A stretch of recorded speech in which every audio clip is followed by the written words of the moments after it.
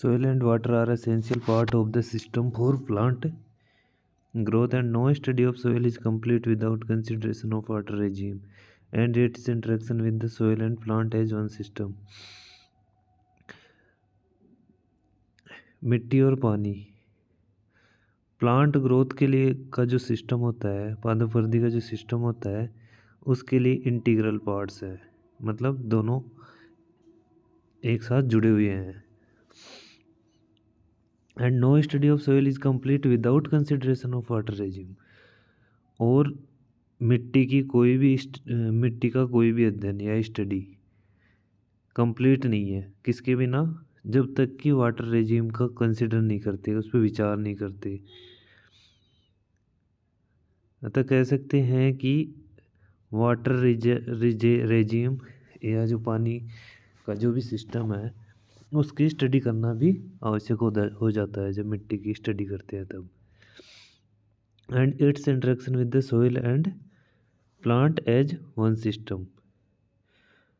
और water regime का interaction किसके साथ, सोइल एंड प्लांट के साथ एक सिस्टम बनाता है. It is also draws heavily on knowledge of soil physics and water management. अब जब इन सब की बात करते हैं तो सोइल फिजिक्स और वाटर मैनेजमेंट का नॉलेज भी होना आवश्यक है. Soil physics and water management का, जल प्रबंधन का, उनके नॉलेज के ऊपर ही ये हेविली मतलब भारी रूप में ड्रॉ करता है, डिपेंड करता है.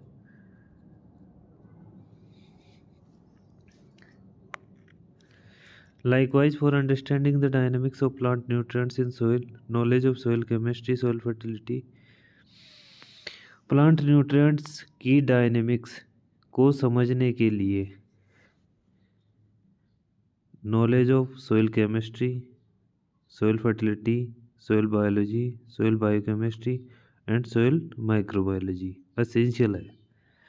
मतलब प्लांट न्यूट्रिएंट्स, मिट्टी में प्लांट न्यूट्रिएंट्स पादप पोषक तत्वों की डायनेमिक्स को समझने के लिए हमें मृदा रसायन, मृदा उर्वरता, मृदा जैविकी, मृदा जैव रासायनिकी और मृदा सूक्ष्म जीव विज्ञान का ज्ञान होना आवश्यक है. The chemical and physical properties of soil, it's mineral composition and stock of nutrient resources for plant growth and the changes therein call for a regular monitoring of the availability, rate of depletion and addition to the soil system.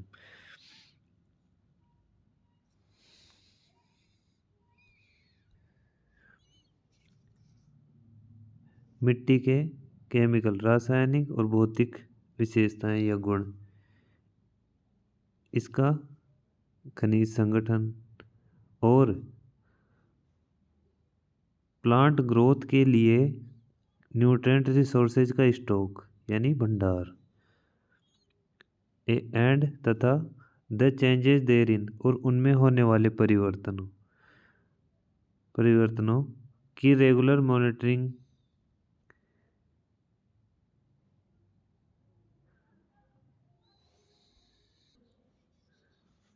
ये जो सब चीज़ें हैं, chemical and physical properties of soil, it's mineral composition और plant growth के लिए nutrient resources का भंडार और उसमें होने वाले चेंजेज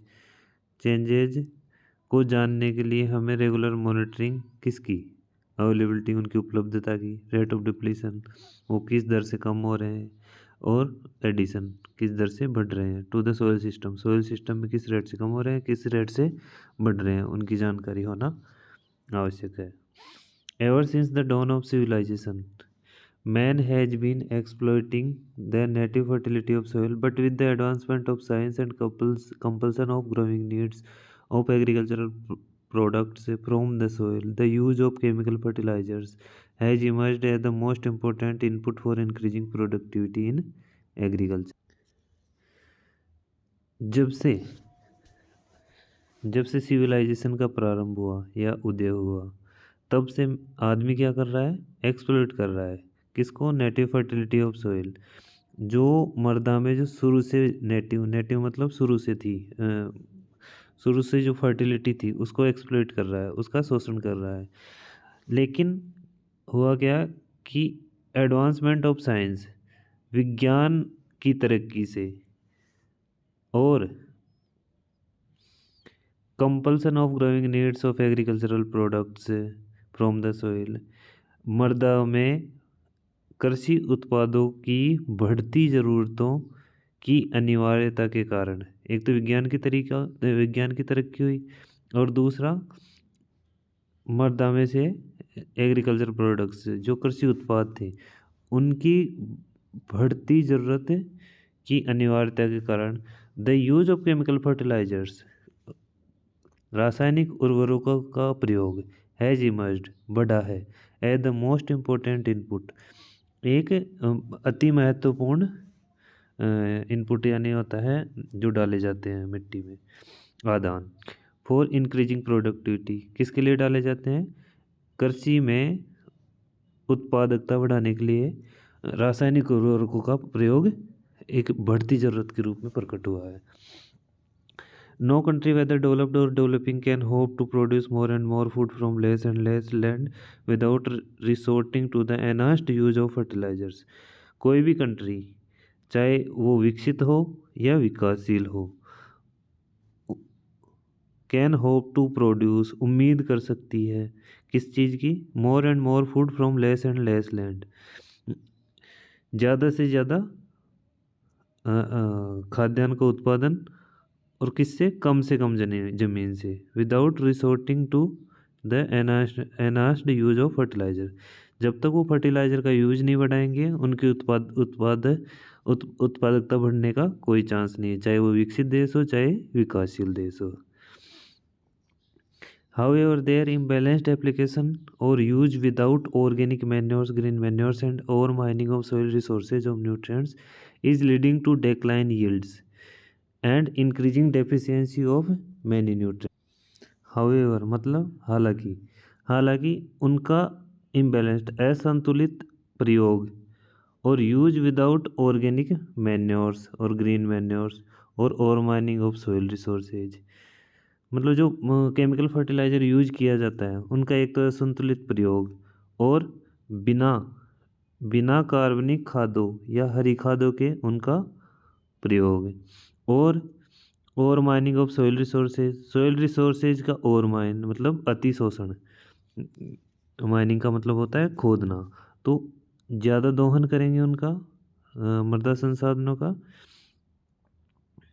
तो क्या होगा, इज लीडिंग टू डेक्लाइनिंग यील्ड्स, वो क्या बढ़ाएगा, लीडिंग यानी बढ़ाएगा, डेक्लाइनिंग यील्ड्स, उपज में कमी होने को वो बढ़ाएगा, उपज में कमी होगी और वो ज़्यादा कमियां होती ही जाएंगी, और increasing deficiency of many nutrients, और कई पोषक तत्वों की डेफिशिएंसी को इंक्रीज करेगा, मतलब मृदा में ज़्यादा से ज़्यादा पोषक तत्वों की कमी होने लग जाएगी। मोर और पुअर मैनेजमेंट ऑफ इरिगेशन,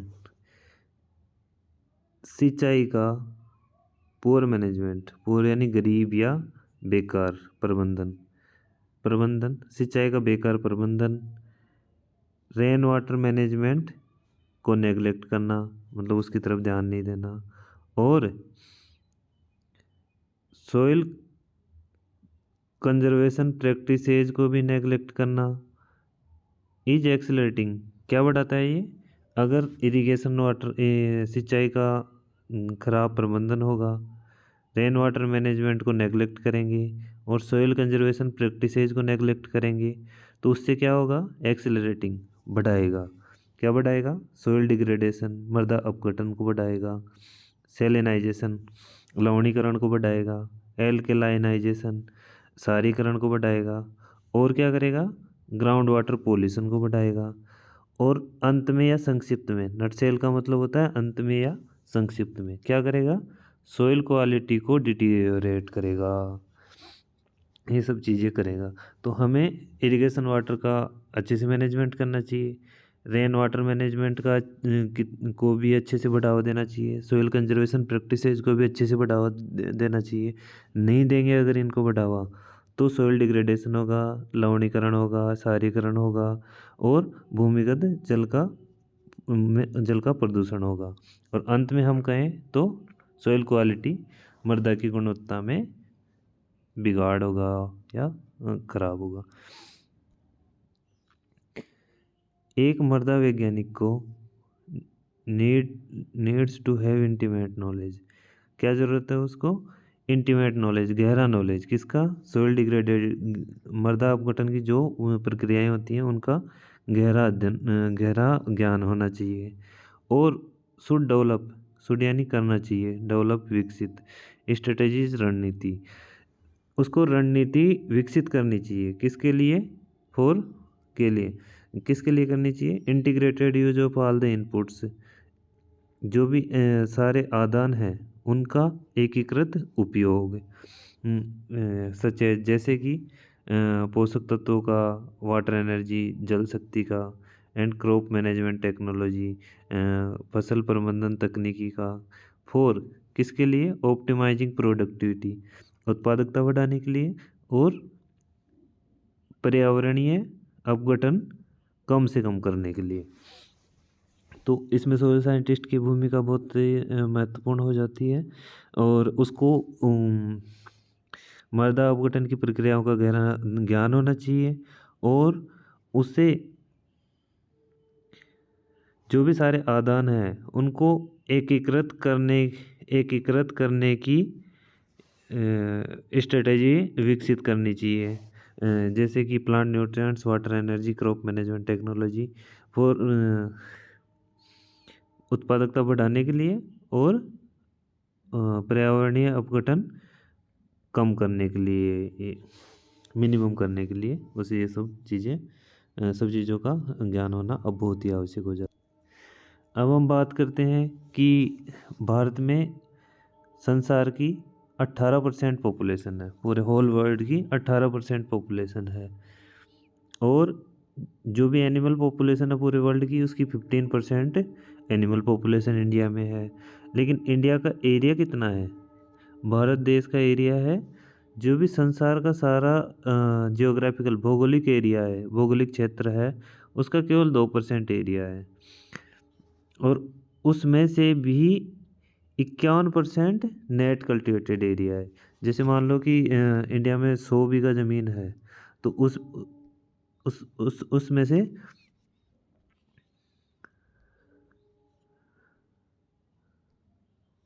उसमें से केवल 51% ही उसमें नेट कल्टिवेटेड एरिया है। कुल क्षेत्र है जिसपे ये खेती की जाती है। अब जो भारत का जो भौगोलिक क्षेत्र है, हैज़ टू सपोर्ट, उसको सपोर्ट किसको करना है? एवर ग्रोइंग पॉपुलेशन, जो हमेशा पॉपुलेशन जो बढ़ती रहती है उसको सपोर्ट करना है, जो कि 1951 में थी 361 मिलियन, मतलब 36 करोड़ पॉपुलेशन थी इंडिया की 1951 में। वो सन 2000 में हो गई 1000 मिलियंस का मतलब होता है 10 लाख, है ना? तो वो 2000 में हो गई 100 करोड़ और अगले 25 सालों में, मतलब 2025 तक की बात कर रहे हैं, तो उनमें 140 करोड़ होने की इसकी संभावना है। 2025 तक 140 करोड़ हो जाएगी। और अब जैसा कि आप लोग जानते भी हैं कि इंडिया की पॉपुलेशन संसार में नंबर 1 पे आ चुकी है, इसने चाइना को पछाड़ दिया है।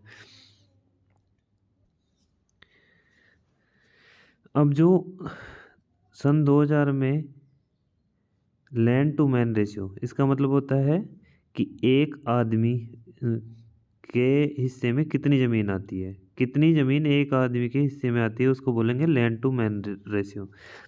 जैसे 10 बीघा ज़मीन है मान लो, है ना, और आदमी भी है 10 है, तो एक आदमी की कितनी आ गई? 1 बीघा। तो इस तरह से ये रेशियो निकाला जाता है। तो land to man ratio will be reduced to, ये सन 2000 में था 0.1 हेक्टेयर एक आदमी के हिस्से में आती थी भारत की ज़मीन, और अब 2025 तक इसका क्या हाल हो जाएगा कि एक आदमी के हिस्से में कितनी आएगी? 0.10 हेक्टेयर। तो आप देख सकते हैं कि 66% ज़मीन ही उसके पास रह जाएगी। किसी के जैसे 10 बीघा आती थी तो 6.6 बीघा ही आएगी उसके हिस्से में। अब आगे है, the scope for extending agriculture to new areas is extremely limited. कि कृषि को एक्सटेंड करना, बढ़ाना, कहाँ पे, द टू न्यू एरियाज, नए क्षेत्रों में कृषि को बढ़ाना तो एक्सट्रीमली लिमिटेड, बहुत ही सीमित है। क्योंकि ऐसा तो है नहीं कि हम सारे पहाड़ों पे, सारे जंगलों में खेती करने लग जाए, है ना। तो ये तो मुश्किल है। तो अब द ओनली ऑप्शन लेफ्ट है, अब केवल एक ही ऑप्शन बचा है। वो क्या है, for us to meet the challenges of the growing needs of food, fibre, fuel and timber is through increasing in productivity. कि खाने के लिए फाइबर यानी रेशा रेशा, फ्यूल ईंधन के लिए, टिम्बर इमारती लकड़ी जिसका प्रयोग हम फर्नीचर बनाने में, घर वगैरह बनाने में काम में लेते हैं, तो उनकी प्रोडक्टिविटी बढ़ाई जाए। प्रोडक्टिविटी से मतलब है कि 1 हेक्टेयर में उनका जितना उत्पादन होता है उसको बढ़ाया जाए, या एक निश्चित एरिया में कितना उत्पादन होता है उसको बढ़ाया जाए। और कहाँ पे, of the land already under the plough, जिस ज़मीन पे पहले से खेती की जाती है उसी ज़मीन में उसको बढ़ाया जाना चाहिए। But this has to be done without detriment to environment. लेकिन ये कैसे करना है, this has to be done, यह करना ही है। कैसे, विदाउट डेट्रीमेंट टू एनवायरमेंट, वातावरण को नुकसान पहुंचाए बिना ये सब हमें करना पड़ेगा।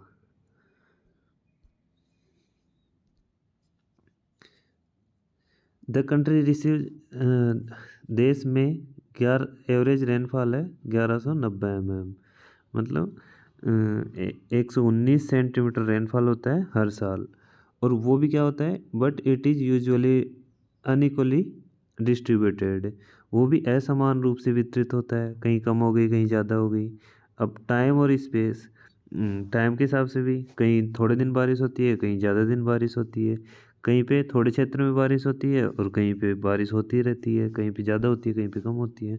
और मोस्ट ऑफ इट, इस मोस्ट ऑफ इट मतलब ज़्यादातर इसका हिस्सा comes in a few months, कुछ महीनों में आता है, of the monsoon season, monsoon season के जो कुछ महीने होते हैं उनमें ये अपने को प्राप्त होती है। मतलब देश में टोटल 1190 mm बारिश होती है औसतन, और हर साल की बात हो रही है, एक साल में 1190 mm बारिश के लगभग होती है।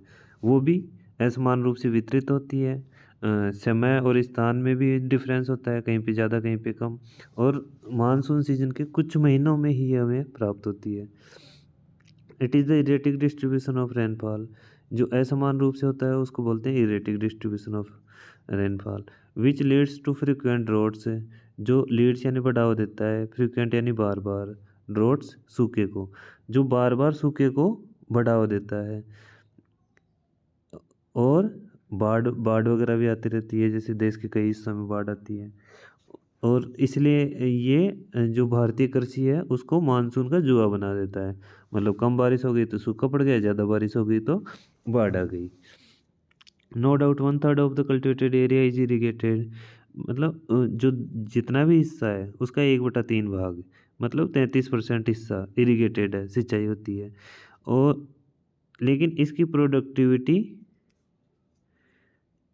Hardly 1/3 of the potential attainable with the present day technology inputs.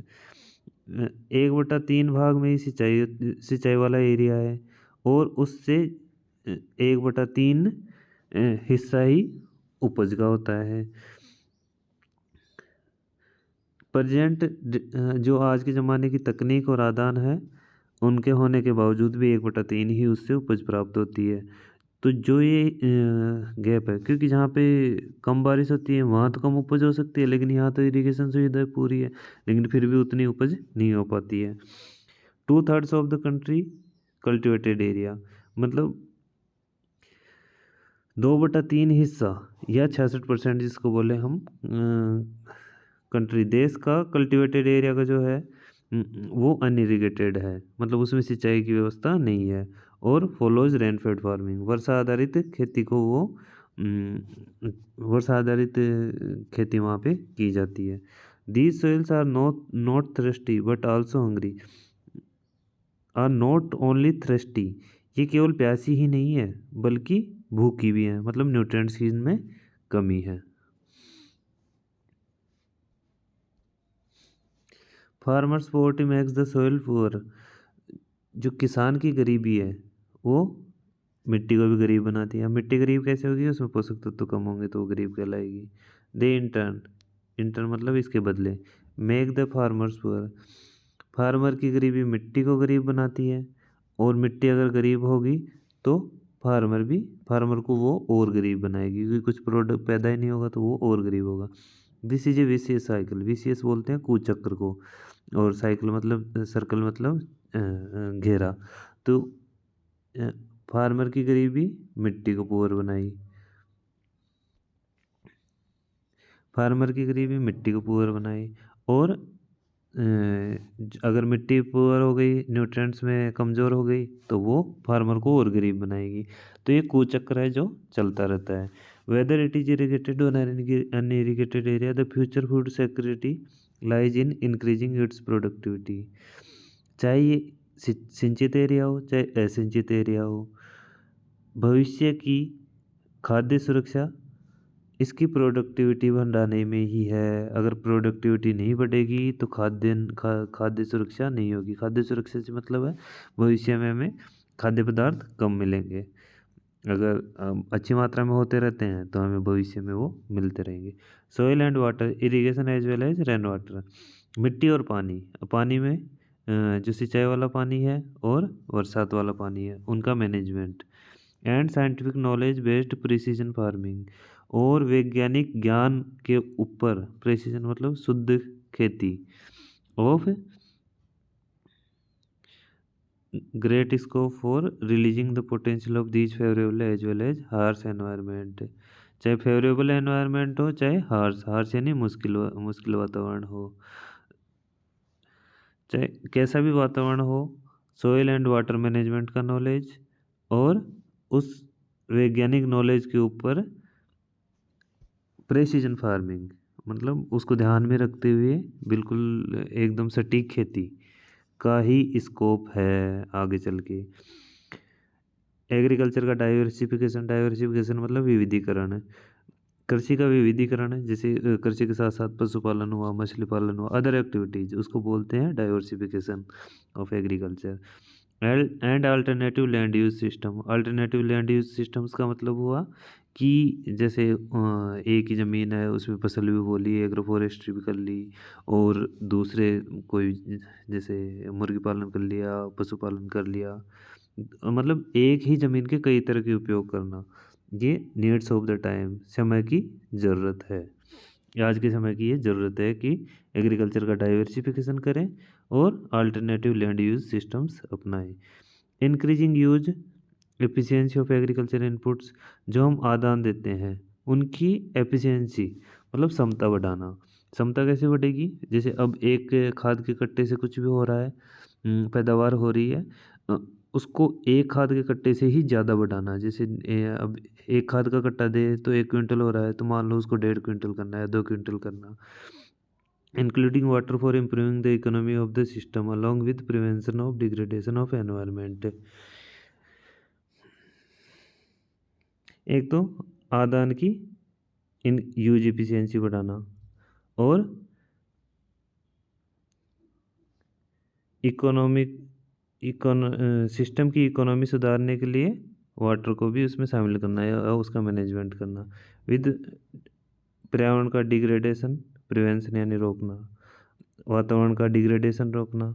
ये आज के समय के चैलेंज है, चुनौतियां हैं, मुख्य मुख्य चुनौतियां हैं ये आज के, कि एक तो आदान की यूज एफिशिएंसी बढ़ाना, उपयोग क्षमता बढ़ाना, और वाटर इकोनॉमी को इम्प्रूव करना, ये आज के समय के चैलेंज है।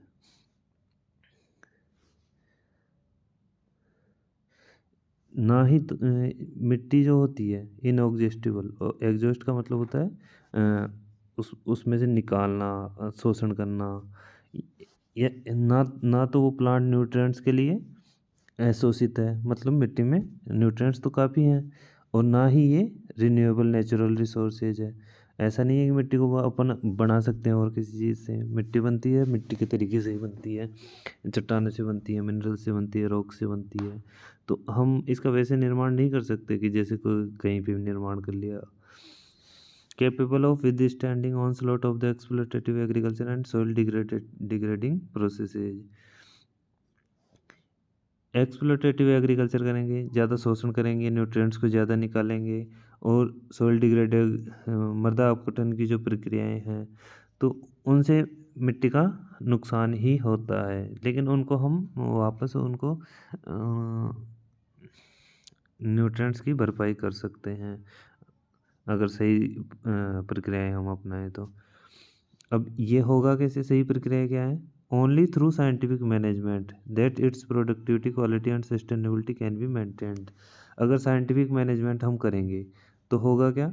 एक तो उत्पादकता बढ़ेगी, गुणवत्ता बढ़ेगी और सस्टेनेबिलिटी मतलब लगातार वो उत्पादन दे सके वो मेंटेन की जा सकती है। ऑर्गेनिक मैटर में जो फॉल हो रहा है मतलब गिरावट हो रही है उसको अरेस्ट करना मतलब रोकना is the most important weapon. मुख्य हथियार है किसके लिए? टू फाइट लड़ने के लिए। किससे लड़ने के लिए? Soil degradation and to ensure sustenance of soil quality and agricultural productivity. अगर ऑर्गेनिक मैटर में जो गिरावट हो रही है उसको हमने रोक लिया तो ये मुख्य हथियार साबित होगा किसके लिए? सोइल डिग्रेडेशन से लड़ने के लिए, मृदा अपघटन से लड़ने के लिए, मृदा की गुणवत्ता को रोके रखने के लिए और कृषि उत्पादकता को बढ़ाने के लिए। मतलब ऑर्गेनिक मैटर बहुत ही इम्पोर्टेंट रोल प्ले करता है।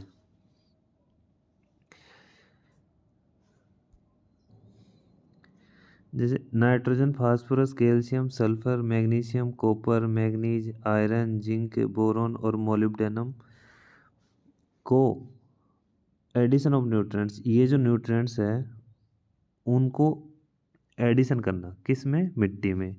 बिकम्स असेंशियल, अनिवार्य बन गया है। कहाँ से? बाहरी सोर्सेज से। अगर बाहर से हम जैसे कहीं से इंपोर्ट करके या फिर जहाँ पे ज़्यादा अवेलेबल है वहाँ से ला के इन पोषक तत्वों को हम ज़मीन में डालेंगे तो मिट्टी का इनपुट आउटपुट, इनपुट डालना, आउटपुट निकालना, डालना निकालना जो बैलेंस है, संतुलन है वो मेंटेन रहेगा, वो बना रहेगा। और जो फसलें उग रही हैं, जो फसलें उग रही हैं उनके लिए ये रेडी अवेलेबल हो जाएंगे मतलब उपलब्ध होते रहेंगे और पौधे जो फसलें उग रही हैं उनकी ज़रूरतों को पूरा करेंगे। न्यूट्रिएंट सप्लाई के लिए, पोषक तत्वों की सप्लाई मतलब प्रदान करने के लिए न्यूट्रिएंट सप्लाई को ऑगमेंट मतलब बढ़ाना होता है। न्यूट्रिएंट सप्लाई को बढ़ाने के लिए माइक्रो ऑर्गेनिज्म का ज़्यादा से ज़्यादा उपयोग किया जाना चाहिए। और जो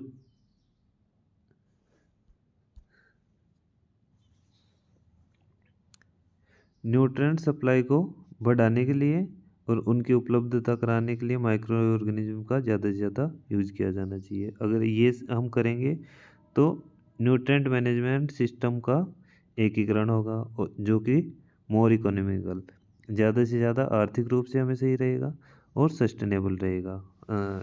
स्थायित्व मतलब वो मिलते रहेंगे, न्यूट्रिएंट्स मिलते रहेंगे पौधे।